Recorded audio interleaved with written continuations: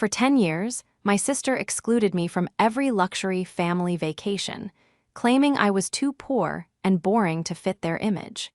When she discovered my secret multi-million-dollar beachfront estate and demanded the keys, I prepared a rejection that would dismantle her entire facade. This is where the story truly begins, and you won't want to miss what happens. Make sure you're subscribed to see it through to the end. We're always curious. Where in the world are you all watching from today? Let us know in the comments. The silence in my apartment was usually my sanctuary, the quiet space where I created worlds and voices for other people. But that Tuesday, the silence felt heavy, suffocating, and thick with a fever that had been burning through me for 3 days. I was curled up on my sofa, wrapped in 2 blankets, shivering despite the thermostat being set to 75 degrees. My throat felt like it had been scrubbed with steel wool, and my head pounded with a rhythm that made opening my eyes a deliberate, painful effort. I reached for my phone, not to work, but simply to distract myself from the aches in my joints. I just wanted to see something mindless, a recipe video, a cat meme, anything to pass the time until the next dose of ibuprofen kicked in. My thumb hovered over the social media icon. I hesitated. I knew I shouldn't look. I knew, historically, that opening that app during a holiday week was an act of emotional self-harm. But the fever made me weak, and curiosity is a cruel instinct. I tapped the screen. The first image that loaded was a high-definition, sun-drenched nightmare. It was a group selfie. The water behind them was that impossible, crystalline blue that you only see in travel brochures for the Maldives or Bora Bora. There was a white yacht, gleaming under the tropical sun. And there, crowded into the frame, grinning with brilliant white teeth and clinking flutes of champagne, was my entire family. My sister Emma was front and center, wearing a wide-brimmed designer hat and oversized sunglasses, her arm draped possessively over her husband, Andrew. My niece, Tabitha, and nephew, Cameron, were posing with peace signs in the background, looking tan and happy. Even my parents were there, looking younger than they had in years, holding cocktails and laughing at something off camera. The caption read, "Annual Family Reset. Nothing matters more than making memories with the people who mean the most. Family first, blessed yacht life." I stared at the screen until the pixels seemed to blur. Family first. I let the phone slip from my fingers onto the rug. The thud sounded incredibly loud in my empty living room. I hadn't even known they were going away. Usually, there was at least a courtesy lie, a vague mention of we might go camping, or we're just doing a staycation this year. But this was a full-blown, 5-star luxury excursion, planned, booked, and executed without a single word to me. I wasn't just uninvited, I was erased. I tried to swallow, but the pain in my throat flared, sharp and hot. Tears pricked my eyes, not from the sickness, but from the sudden, crushing weight of isolation. I was lying here, unable to even make myself soup, while the people who shared my DNA were halfway across the world, toasting to family unity. It wasn't the first time, it was the 10th year in a row. But this time, seeing the sheer extravagance of it, the deliberate exclusion felt different. It felt surgical. They hadn't just forgotten to ask, they had made a choice that I didn't belong in that picture. I closed my eyes, the image of Emma's triumphant smile burned into my retinas. I pulled the blanket tighter, shivering violently now. I was alone, completely and utterly alone. And as the fever dreams began to take over, mixing with the reality of my rejection, I realized something that chilled me more than the illness ever could. The betrayal was worse than the diagnosis itself. The fever broke 2 days later, leaving me weak, hollowed out, and possessed by a cold, crystalline clarity. I spent the morning scrubbing my apartment, needing to purge the smell of sickness from the air. As I wiped down the granite countertops of my kitchen, countertops in an apartment my family had never bothered to visit because it was too far out of the way, I replayed the last decade in my mind. It had started subtly. 10 years ago, when I was 28, I had made the decision to quit my corporate marketing job to pursue writing full-time. To Emma, Andrew, and my parents, This was synonymous with unemployed. They saw me sitting at coffee shops with a laptop and assumed I was destitute. They saw me wearing comfortable clothes instead of power suits and assumed I had given up on life. Caroline is just finding herself, Emma would say to relatives at Christmas, her voice dripping with patronizing sweetness. She's living a very simple life right now, very budget-conscious. The first exclusion hap. Pen that summer. They went to Cancun. When I found out, Emma had laughed, waving a manicured hand. "Oh, sweetie, we didn't invite you because we knew you couldn't afford the buy-in. It was $2,000 a head just for the resort. We didn't want to embarrass you by asking." I had accepted that. I was struggling then. But the next year, it was a ski trip to Aspen. "You don't ski," Andrew had said, clapping me on the shoulder. "And frankly, Caroline, you're a bit quiet. The evenings are for partying. You'd be bored stiff." Boring, that became the label. Boring and broke. As I scrubbed a stubborn coffee stain off the counter, I laughed, a dry, humorless sound. If only they knew. They didn't know that my simple life was a fortress of solitude I needed to work. They didn't know that the little writing gigs I mentioned were actually ghostwriting contracts for some of the biggest CEO memoirs and celebrity thrillers on the New York Times bestseller list. They saw me driving a 5-year-old Honda Civic and assumed I couldn't afford a Tesla. They didn't know I had over $2 million sitting in a diversified index fund portfolio, or that my boring nights in were spent managing a growing real estate holding company I had established under an LLC. I was boring because I was busy building an empire they couldn't comprehend. My phone buzzed on the counter. It was Emma. I stared at the screen. They must be back. The Family First tour was over. I picked up, putting it on speaker as I aggressively dried a plate. "Hello, Emma." "Caroline, oh my God, you sound terrible," Emma's voice chirped, sounding anything but concerned. "Are you sick?" "Recovering," I said shortly. "How was the trip?" "Oh, you saw the photos?" She didn't even sound guilty. "It was magical. Honestly, you would have hated it. So much walking, so much heat. Andrew got us onto this private yacht, and we drank champagne for 6 hours straight. It was very loud, very high energy. Definitely not your scene." "Right," I said, gripping the dish towel. "Not my scene." "Anyway," she continued, barely taking a breath. "We brought you a magnet.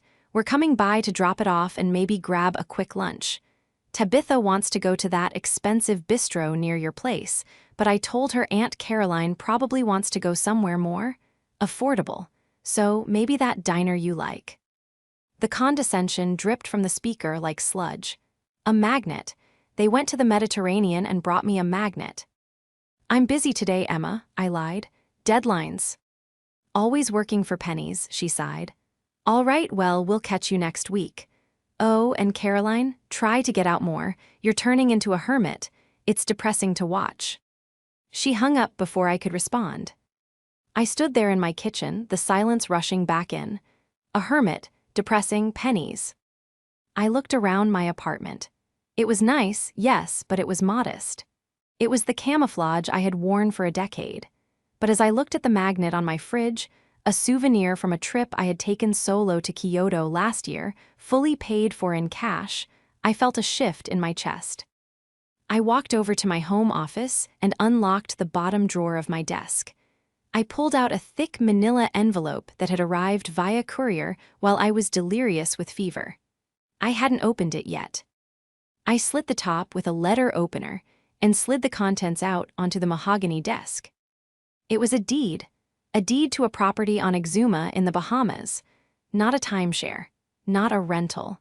A 6-bedroom, beachfront villa with a private infinity pool, a guest house, and direct access to a sapphire blue lagoon. I had bought it outright 3 weeks ago as a celebration for closing a 6-figure book deal. I ran my fingers over the embossed seal on the document. "Boring," I whispered to the empty room. "Broke." They thought they knew who I was. They thought they understood the hierarchy of our family, Emma the queen, Andrew the king, and Caroline the jester begging for scraps. But they had forgotten one crucial thing. the quietest person in the room is usually the one listening the hardest, and the one holding the keys. To understand why the exclusion hurt so much, you have to understand what I gave up for them. When I was 22 and Emma was 26, our parents went through a brutal financial rough patch. Dad lost his business, and the bank was threatening foreclosure on the family home. Emma was pursuing her acting career in Los Angeles at the time, which mostly involved spending money we didn't have on headshots and acting classes she never attended. I was the one who moved back home. I was the one who took a night shift job at a warehouse, stacking boxes until my hands bled, contributing every single cent of my paycheck to the mortgage so Mom and Dad wouldn't lose the roof over their heads. I did that for 2 years. Emma never sent a dime. In fact, she would call home crying about how hard her life was, and Mom would secretly worry her money I had put in the account for groceries. When I confronted Mom about it back then, she had just sighed, patting my hand. "Caroline, you're so strong, you can handle the burden. Emma, she's delicate, she needs more support. She's special." Special, that was the word that defined our lives. Emma was special, I was strong. Emma was the protagonist, I was the supporting crew. Now, at 42, Emma had rebranded herself. She was no longer an aspiring actress. She was a lifestyle consultant and social media personality. She didn't actually do anything tangible. Her job consisted of curating an image of effortless wealth. She posted reviews of high-end spas, which she usually pestered for free entry, offered vague advice about manifesting abundance, and wore clothes that cost more than my first car. Andrew, her husband, was the perfect accessory. He was a mid-level manager at a logistics firm, but to hear Emma tell it, he was a titan of industry. They lived in a house that was too big for them, drove leased luxury SUVs, and carried credit card debt that would make a banker weep. But they looked the part, and in my family, the appearance of success was far more important than the reality of solvency. A week after the family first trip, I was finally feeling well enough to attend the mandatory post-vacation dinner at my parents' house. I walked in, bracing myself. The living room was a shrine to their trip. They had already framed photos and placed them on the mantle. Tabitha, my 20-year-old niece who was studying fashion marketing, mostly shopping, was scrolling through her phone on the sofa. Cameron, my 18-year-old nephew, was playing video games with the volume turned up to an ear-splitting level. "There she is," Emma cried out from the kitchen, holding a glass of Chardonnay. She looked tan, glowing, and expensive. She floated over to me and gave me a delicate air kiss near my cheek, careful not to smudge her makeup. "You look better, a little pale maybe." "I'm fine, Emma," I said, placing a bottle of wine on the table. It was a vintage Bordeaux, worth about $300, but I knew they wouldn't know the difference. They de-drink it and assume it was a $20 grocery store pick. "So," Andrew boomed, walking in from the patio. He was a large man who took up too much space, always loud, always asserting dominance. "Did you see the pictures? The yacht was incredible. Captain said it was the same model that DiCaprio rents." "It looked lovely," I said, keeping my voice neutral. "It was expensive," Andrew said, winking. "But hey, you can't put a price on family experiences. You gotta live a little, Caroline, hoarding your pennies in that little apartment. What's the point?" "I'm happy with my life, Andrew," I said, pouring myself a glass of water. "Are you, though?" Emma leaned against the counter, her eyes narrowing slightly. She had a predator's instinct for weakness, and she was scanning me. "Tabitha mentioned she saw you at the airport 3 weeks ago, before you got sick." I froze. I hadn't seen Tabitha. I was dropping off a friend. I lied quickly. "Really?" Emma took a sip of wine, her eyes never leaving my face. "Because Tabitha said you were in the international departures line, and you had that Louis Vuitton carry-on. The one you told me was a knockoff." My heart hammered against my ribs. I had been flying to Nassau to sign the closing papers on the villa. I had hoped I was invisible. "It is a knockoff," I said, forcing a laugh. "A very good one, and I was just seeing someone off, a client." A client? Emma raised an eyebrow. Since when do ghostwriters have clients who fly international first class? You usually write for what bloggers? Something like that, I murmured. Emma pushed off the counter and walked closer to me. She smelled of expensive perfume and condescension. You know, Caroline, if you are struggling, you can tell us. We can help. I have some old clothes I was going to donate, designer labels. Maybe wearing something nice would help you attract better opportunities. She reached out and flicked the collar of my simple black blouse. This fabric is so stiff. Is it polyester? The insult was precise. It was designed to put me back in my box, the poor sister, the charity case. I looked at her, really looked at her. I saw the tightness around her eyes that hinted at stress. I saw the way Andrew checked his phone constantly, likely dodging work emails or debt collectors. I saw the frantic energy beneath their glamour. They were drowning in their own image. And here I was, the lifeline they didn't even know existed. It's silk, actually, I said softly, brushing her hand away. And I don't need your clothes, Emma, but thank you. Emma recoiled slightly, surprised by the flash of spine. Her eyes narrowed further. She sensed something. She sensed that the dynamic was shifting, even if she could. Name why? Well, she said, her voice turning icy. Suit yourself. I just hate seeing you live like this while we're out enjoying the best the world has to offer. It's embarrassing for us, you know, having a sister who just exists. She turned her back on me and walked into the dining room. Dinner's ready. Come on, everyone. Let's tell Caroline about the caviar tasting. I stood in the kitchen for a moment longer, staring at her retreating back. The anger that had been simmering for a decade began to boil, but it wasn't a chaotic, hot anger anymore. It was cold. It was calculating. She wanted interesting. She wanted the best the world had to offer. I touched the pocket of my jeans, where the digital key card to the villa was hidden in my wallet. Be careful what you wish for, Emma, I thought. You might just get a front row seat. The drive home from my parents' house was silent, but my mind was loud. The way Andrew had checked his phone, nervously, obsessively, shielding the screen, and the tightness around Emma's eyes despite her Botox didn't sit right with me.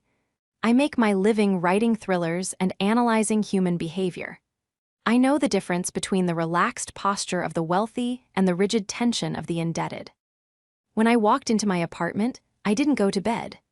I went straight to my office, brewed a pot of strong black coffee, and sat down at my 3-monitor setup. Let's see just how magical your life really is, Emma, I whispered. I started with the basics. Public records are a beautiful thing if you know where to look, and as a ghostwriter who often has to fact-check the tall tales of businessmen, I knew exactly where to look. I logged into the county clerk's database. I searched for Andrew and Emma's names. The screen populated with a list of hits that made my eyebrows shoot up. Leon, notice of default. Their mansion, the 5-bedroom colonial in the gated community that Emma posted about daily, was in pre-foreclosure. They hadn't paid their property taxes in 2 years. There was a second mortgage taken out 18 months ago, and a third lien from a contractor who had apparently never been paid for the pool installation. I leaned back, taking a sip of coffee. The family first yacht trip wasn't a celebration of abundance. It was a distraction. It was the equivalent of a magician waving a colorful handkerchief with one hand while the other hand picked the audience's pocket. But why now? Why the sudden, aggressive pressure for me to dress better and attract opportunities? Usually, when Emma felt superior, she ignored me. When she started nitpicking my finances, it meant she was projecting. I dug deeper. I pulled up Emma's business filings. Her LLC, Lux Life Consulting, had been dissolved by the state 4 months ago for failure to file an annual report. Yet her Instagram was active, promoting an upcoming, exclusive summer mastermind for aspiring influencers. I clicked on the link in her bio. It led to a glitzy landing page. Join Emma for the ultimate glow-up retreat. 7 days of luxury, coaching, and content creation in a secret tropical paradise. Tickets, $5,000 per person, only 10 spots available. The background image of the website was a generic stock photo of a beach, but the description promised private villa accommodation, chef-prepared meals, and oceanfront workshops. I frowned. Where was she planning to host this? If they were broke enough to be dodging tax collectors, they certainly couldn't afford to rent a venue that matched that description.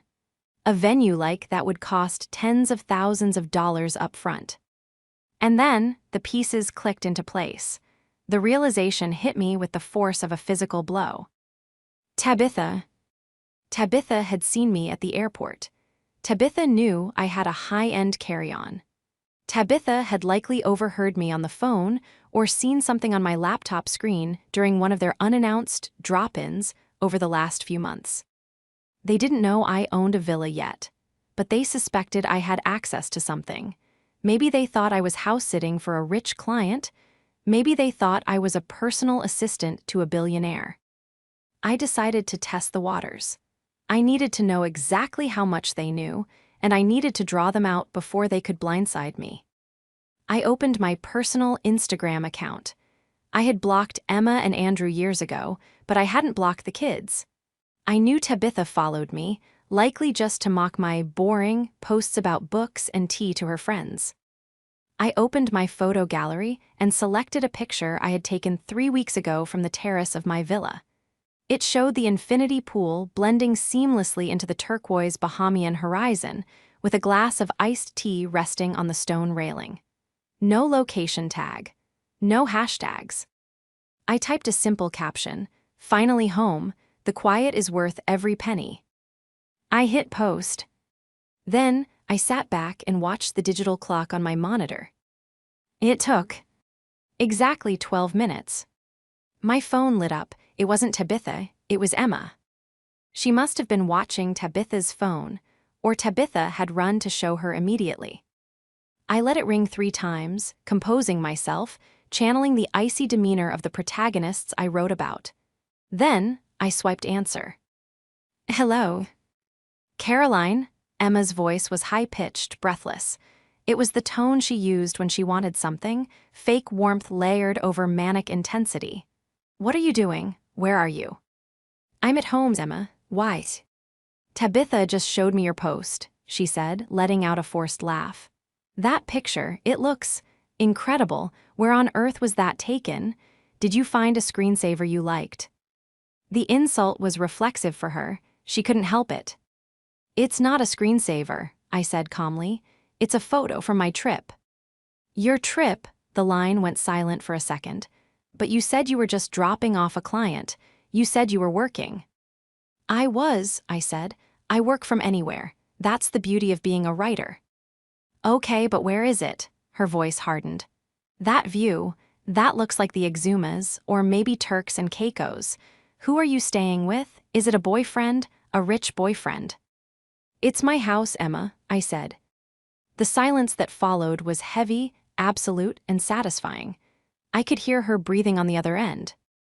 "I'm sorry," she finally sputtered, her voice dropping an octave. "Did you say, your house?" "Yes, I bought it last month, paid in full." "You bought it?" She let out a sharp, incredulous cackle. "Caroline, stop it. You drive a Honda. You shop at Target. You expect me to believe you bought a beachfront villa? What, did you win the lottery and not tell us?" "I earned it," I said, my voice steady. 10 years of saving, investing, and best-selling novels under a pseudonym pay better than you think." "Best-selling?" she trailed off. I could hear the gears grinding in her head. She was recalibrating her entire reality. The sister she had mocked, the boring failure, was sitting on a gold mine. Then the pivot happened. It was instantaneous. "Oh my God," she screamed, the fake joy exploding through the speaker. "Caroline, this is amazing. Why didn't you tell us? We've been so worried about you, thinking you were struggling, and you've been hiding this huge success. Mom and Dad are going to be so proud." "I didn't tell you because I value my privacy," I said. "Privacy, SHM privacy," Emma dismissed me. "This is huge, and talk about perfect timing. Andrew and I were just saying we needed a real vacation this summer, something private, away from the crowds. The yacht was nice, but it was so commercial. We need to reconnect. She didn't even ask, she just assumed. We can come in July, she continued, planning out loud. The kids are off school. I can probably get cheap flights if I book now. Does the house have a staff, or should we bring? No, I cut in. No, what? No, you aren't coming in July. What? She sounded genuinely confused. Don't be silly. Of course we are. We're family. We celebrate success together. Plus, you owe us. We've been trying to include you for years, and now you can finally host. It'll be our little housewarming party. You excluded me for 10 years, Emma, I said, my grip on the phone tightening. You told me I was too poor. You told me I was too boring. You told Andrew I would embarrass you in Aspen. That was just teasing, she cried. Families tease, you're being sensitive. I'm being selective, I corrected. You can't stay at the villa. Why not? She demanded, the sweetness evaporating instantly, replaced by the entitlement I knew so well. Is it rented out? Cancel the booking. Family comes first. It's not rented out, I said, leaning into the microphone, making sure every syllable was crisp. It's just that I have a strict policy for guests. What policy? The villa is only for people who are interesting enough, I said. And frankly, Emma, your version of interesting, drinking overpriced champagne and pretending to be rich, is incredibly boring to me. Sorry. I hung up. I stared at the phone. My heart was racing, not with fear but with adrenaline. I had done it. I had finally said the words. But I knew it wasn't over. A narcissist denied is a dangerous thing, and I had just denied her the ultimate supply. The fallout was immediate and nuclear. Within 20 minutes, my phone was blowing up with texts from my mother. Caroline, answer your phone. Your sister is crying hysterically. How could you be so cruel? We are coming over. I muted the notifications. I wasn't going to let them ambush me in my own home. Instead, I went back to my research. Emma's reaction on the phone had been too desperate. Yes, she was entitled, but the speed at which she tried to claim the dates, we can come in July, felt specific. I pulled up the Lux Life retreat website again. I scrolled down to the itinerary section. Dates, July 15th, July 22nd. Location, the Sapphire Cove Estate. My blood ran cold. Sapphire Cove was the name of the development where my villa was located. It wasn't a huge development, only 6 luxury homes on a private strip of beach. I clicked on the accommodations tab. There, staring back at me, were stolen photos. Not from my Instagram, but from the real estate listing I had purchased the house from. There was my living room. There was my pool. There was my master bedroom. She wasn't just planning a family vacation. She had sold my house. She had sold tickets to a retreat at a property she didn't own, didn't have permission to use, and hadn't even told the owner about until 5 minutes ago. She must have found the listing weeks ago, realized it was the perfect venue, and assumed she could bully or guilt trip whoever owned it, or maybe she just hoped she could rent it. But when she realized I owned it, she thought she had hit the jackpot. She thought I would be a pushover. She thought she could steamroll me, host her retreat, pocket the $50,000 from the ticket sales, and use that money to pay off the liens on her own house. It was a Ponzi scheme built on family guilt. I took screenshots of everything. The website, the dates, the photos, the pricing. I downloaded the page source code to prove the date it was created. I built a digital dossier of her fraud. The next morning, I drove to my parents' house. I knew Emma would be there. She always ran to Mommy when she broke something. When I walked in, the atmosphere was funereal. My mother was sitting at the kitchen table, wringing her hands. My father was pacing. Emma was slumped on the sofa, eyes red and puffy, clutching a tissue. Andrew was standing behind her, looking like a bodyguard for a tragedy. You have a lot of nerve coming here, Andrew spat as I entered. We need to talk, Mom said, her voice trembling. Caroline, sit down. Your sister is in a terrible state. I'm fine standing, I said, clutching my folder. How could you? Emma wailed, looking up at me with tear-filled eyes. I told everyone about your house. I told them my successful sister was finally inviting us. And then you humiliated me. You called me boring after everything I've done for you. What have you done for me, Emma? I asked calmly. Besides spend Mom and Dad's retirement money. That's enough, Dad barked. Caroline, money changes people, but I didn't think it would turn you into this. This monster. Your sister is family. If you have a house, family is welcome. That is the rule. It's not just a house, Dad, I said, and it's not just a vacation. She's just jealous, Emma shrieked. She's always been jealous of my life, my friends, my career. She wants to hoard it all for herself so she can feel superior. I don't care about your career, Emma, I said, but the Federal Trade Commission might. I threw the folder onto the coffee table. It landed with a heavy slap. What is this? Andrew asked, stepping forward. Open it, I challenged. Andrew flipped the folder open. He stared at the printout of the Lux Life Retreat website. His face went pale. You sold tickets, I said, looking directly at Emma. 10 tickets at $5,000 a head. You promised them a stay at the Sapphire Cove estate. My estate. Emma froze. The tears stopped instantly. The panic set in. You don't have a venue, I continued. You collected $50,000 from strangers, probably non-refundable, right? And you have nowhere to put them. You were banking on me being the nice, quiet sister who would just roll over and let you take over my house for a week so you could play guru. Mom stood up, walking over to the table to look at the papers. Emma, is this true? Did you take money from people? I was going to pay her, Emma lied, standing up fast. I was going to give Caroline a cut. It was a business proposition. You asked to stay for free, I reminded her. You said it was a family vacation. It's the same thing, Emma yelled, her mask slipping completely. Who cares? You have the house. It's empty. Why do you have to be such a bitch about it? I have people coming in 3 weeks. If I cancel, I lose everything. You've already lost everything, Emma, I said coldly. I saw the tax liens. I saw the pre-foreclosure notice on your house. You're broke. You're drowning.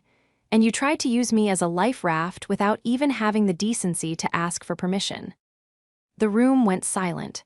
The air was sucked out of the space. My parents looked from me to Emma, their faces a mask of shock. They had no idea. They bought the lie just as much as Instagram did.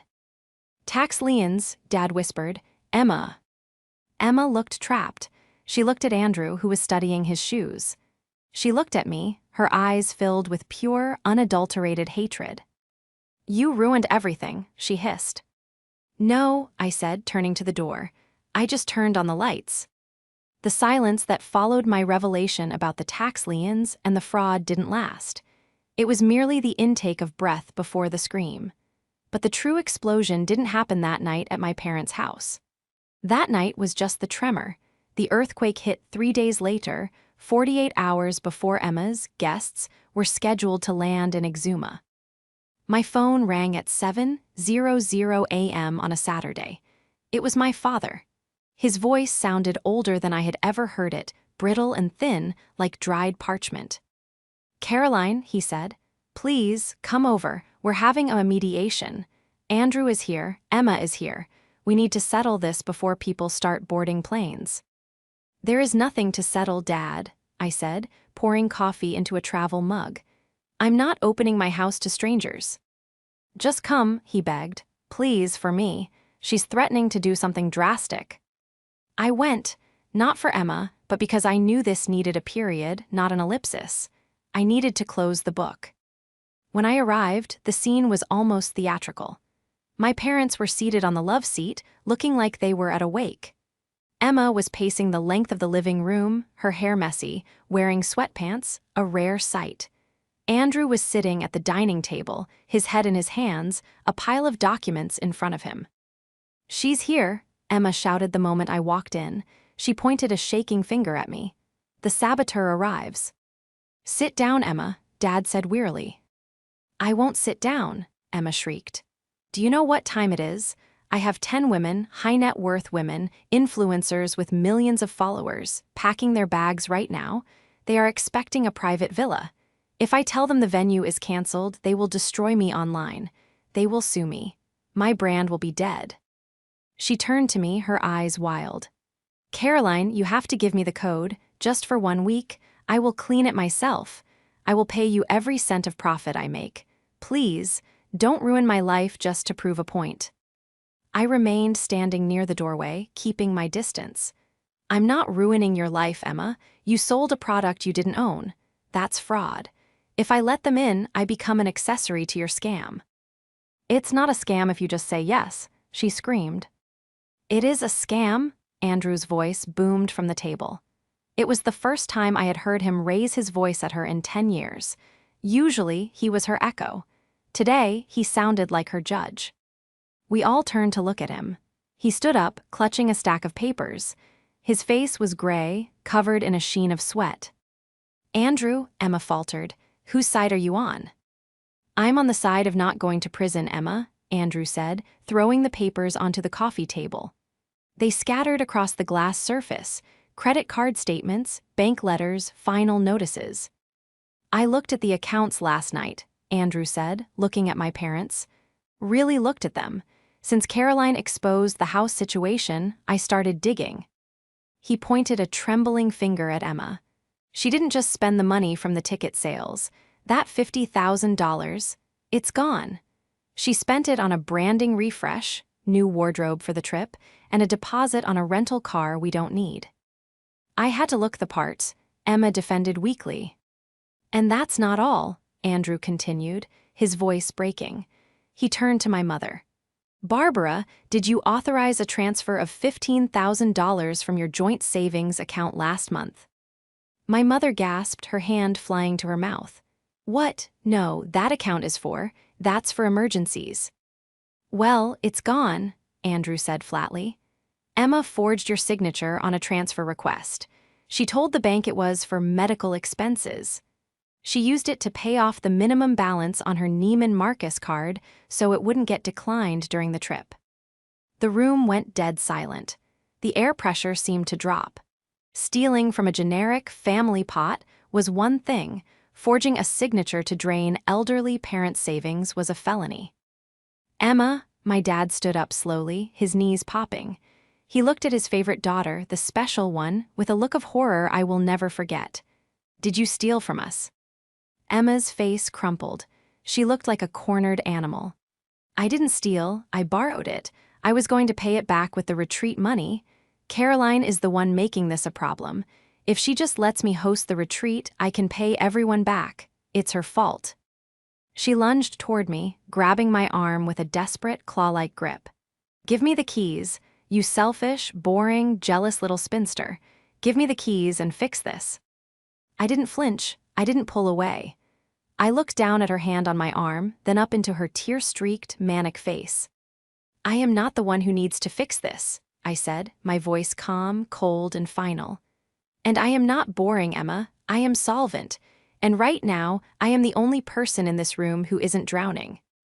I gently, but firmly, peeled her fingers off my arm. I spoke to the authority. This morning, I revealed, dropping the final anchor. Emma froze. What? I called the fraud division, I lied partially. I had spoken to a lawyer who advised me to document everything, but the threat was necessary to break the delusion. And I contacted the hosting platform you used for the tickets. I reported the listing as fraudulent. They are issuing refunds to your guests as we speak. The retreat is canceled, Emma. It's over. You told them, she whispered. I saved them, I corrected, and I saved myself. Emma stared at me for a heartbeat, waiting for the punchline, waiting for me to say it was a joke. When she realized I was serious, that the money was gone, the guests were refunded, which meant the platform would be coming after her for the funds she had already spent, and her husband and parents knew everything, she collapsed. She didn't faint elegantly like in the movies. She just slid down to the rug, sobbing ugly, guttural heaving sobs, curling into a ball like a child. Andrew looked down at her, disgust warring with pity on his face. He looked at me. I didn't know about the forgery, Caroline, I swear. I know, I said. But you knew about the lifestyle. You enjoyed the yacht, Andrew. You drank the champagne. He nodded, defeated. Yeah, I did. My father walked over to the window, turning his back on Emma. My mother sat weeping silently into her hands. The golden child had fallen, and she had shattered everything on the way down. The unraveling of Emma's life was fast, brutal, and entirely self-inflicted. With the retreat canceled and the ticket platform demanding immediate repayment of the $50,000, Emma and Andrew had no choice but to file for Chapter 7 bankruptcy. The mansion was foreclosed upon 3 months later. They moved into a 2-bedroom rental apartment on the edge of town, a stark cry from the gated community they had staked their identity on. Andrew didn't leave her, which surprised me, but the dynamic of their marriage shifted permanently. He took control of the finances. Emma was forced to get a job, a real job. She's currently working as a receptionist at a dental office. I hear she hates it. I hear she has to wear scrubs. I hear she tells people she's just helping out a friend who owns the practice, but everyone knows the truth. My parents were the ones who surprised me the most. For weeks after the confrontation, they were distant. The shame was too thick. They had enabled a monster for 40 years, feeding her entitlement while starving me of validation. Facing that reality is harder than facing bankruptcy. But one evening in late August, I was on the terrace of my villa in Exuma. The sun was setting, painting the sky in violent shades of violet and orange. The ocean was a sheet of glass. I was writing, working on the final chapter of my next thriller, when my phone buzzed. It was a text from Mom. "We are so sorry, Caroline, for everything. We were blind. We are selling the house to pay back what Emma took and to pay off the rest of the debt she tricked us into. We are moving into a condo. It will be smaller, but it will be ours." A second text followed. "You are not boring. You are the rock. We love you." I stared at the screen, listening to the gentle lap of the waves against the shore. I didn't reply immediately. I took a sip of my wine, an excellent vintage, paid for in cash, and let the words settle. Validation is a tricky thing. When you've craved it for decades, getting it feels less like a triumph and more like a relief. I didn't need them to think I was interesting anymore. I knew I was. I invited Tabitha and Cameron to the villa for spring break the following year, without their parents. When they arrived, they were awkward at first, expecting the Aunt Caroline they had been told about, the boring spinster. But after a week of snorkeling in the private reef, cooking fresh lobster in the outdoor kitchen, and talking, really talking about their futures, I saw them change. "Mom always said you were just lucky," Tabitha said one night, sitting by the fire pit. "She said you hoarded money." "I don't hoard money," I told her, poking the fire. "I respect it, and I respect myself too much to pretend to be something I'm not." Tabitha looked at the villa, then back at me. "I don't want to be an influencer anymore. It seems exhausting." "It is," I smiled. "Be something real. It pays better in the long run." The final blow to Emma's ego came not from me, but from the industry she tried so hard to infiltrate. A few months ago, I released my new book. It was a departure from my usual thrillers, a semi-autobiographical fiction about a family torn apart by a narcissistic sibling and the quiet sister who rises above it. It was dedicated to the boring ones. It hit #1 on the New York Times list. Emma called me the day the list came out. I let it go to voicemail. She left a message, her voice sickly sweet, asking if I needed a publicist or a manager to handle my newfound fame. I didn't call her back. I deleted the message, packed my laptop, and walked down to the beach. The water was warm, the sun was bright, and my life was exactly as I had designed it. Private, peaceful, and fully paid for. They had spent 10 years calling me boring. I suppose they were right. Peace is boring to people who thrive on chaos. Solvency is boring to people addicted to debt. Integrity is boring to people who live lies. And honestly, I wouldn't have it any other way.